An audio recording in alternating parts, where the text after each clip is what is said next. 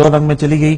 میں ایک آخری جو سوال ہے اور اس پہ ہی میں انشاءاللہ یہ آپ کی میں چاہوں گا کہ تفصیلی تھوڑی سی گفتگو ہو جائے کہ تھوڑی سی روحانی دنیا کے جھروکوں کی جانب چلتے ہیں کہ عشق اور عقل کی جو تکرار ہوتی ہے. عشق ہمیں دینداری بھی سکھاتا ہے, لوگوں سے محبت کرنا سکھاتا ہے. عقل جو ہے وہ کہتی ہے کہ آپ نے گھر بنانا ہے, پیسہ بنانا ہے, کس طریقے سے اپنے آپ کو پروٹیکٹ کرنا ہے, کس طریقے سے اپنے بچوں کے لیے پاناما میں پیسے رکھنے ہیں. عقل اور عشق کی تکرار میں ہمیشہ عشق جیت کیوں جاتا ہے؟ آپ نے بڑا لطف والا سوال کیا. میں اس بات کو بالکل اور زاویے سے دیکھتا ہوں. میرے خیال میں جس چیز کو ہم عقل کہہ رہے ہیں وہ عقل نہیں, وہ ہماری غرض ہوتی ہے, وہ ہمارا تقوی سے دوری ہوتی ہے. اگر اللہ پہ تقوی کریں تو پھر ہمیں ہر چیز پہ حضرت ابو بکر صدیق کی بات ماننی چاہیے. حضرت ابو ہریرہ کو فرماتے ہیں کہ دین جو ہے وہ دو جملوں کے درمیان کی کیفیت کا نام ہے. کہا کہ اگر مل جائے تو الحمدللہ اور اگر نہ ملے تو ان للہ, یعنی کہ دین کوئی کانسٹنٹ چیز نہیں ہے, یہ ان دو جملوں کے درمیان میں ہمیشہ ایک پینڈولم کی طرح جو ہے وہ ہلتا رہتا ہے. یہ دین ہے.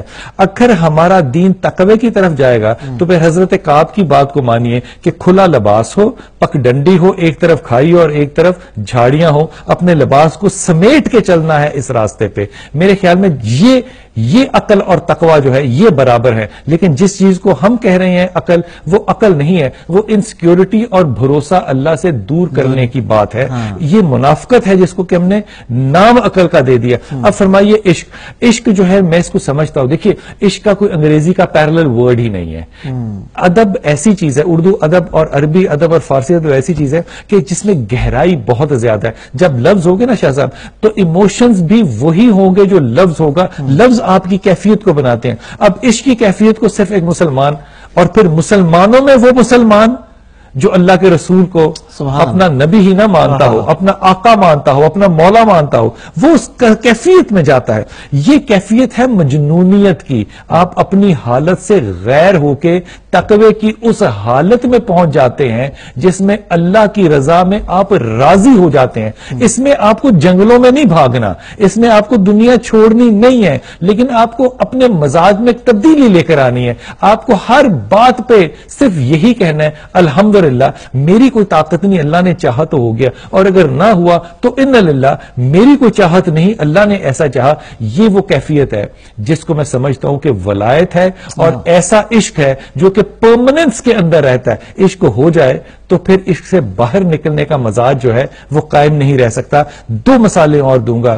کسی شخص نے پوچھا ایک بزرگ سے کہ حضور یہ فرمائیے کہ ولی کی تعریف کیا ہے؟ آپ نے کہا ولی وہ ہوتا ہے جو ماضی پہ قدم رکھتا ہو, حال پہ نظر رکھتا ہو اور آنے والے وقت کے لیے اشارے چھوڑ کے جائے.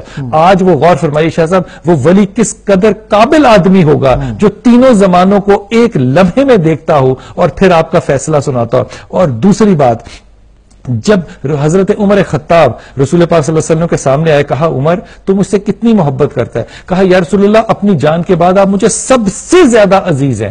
کہا عمر حضرت عمر خطاب سے بات ہو رہی ہے. کہا عمر تیرا ایمان عمر کو کہے صرف رسول ہی کہہ سکتا ہے, عمر تیرا ایمان مکمل نہیں ہے. عمر خطاب سے جنہوں نے جا کے کعبے میں نماز شروع کی.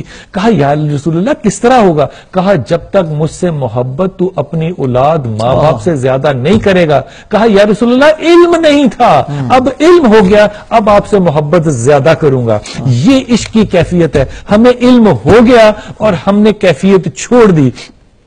ہم مجنون نہیں بن سکے. مجنونیت اور عقل یہ ایک زاویہ ہے جو کہ خدا کا راستہ بذریعہ رسول پاک صلی اللہ علیہ وسلم ہمیں اس شریعت کے راستے پہ گامزن کرتا ہے جس کے آخر میں خداوند بیٹھے ہیں. آپ کا بہت بہت شکریہ کہ آپ نے خوبصورت پروگرام میں تشریف لائے, اور انشاءاللہ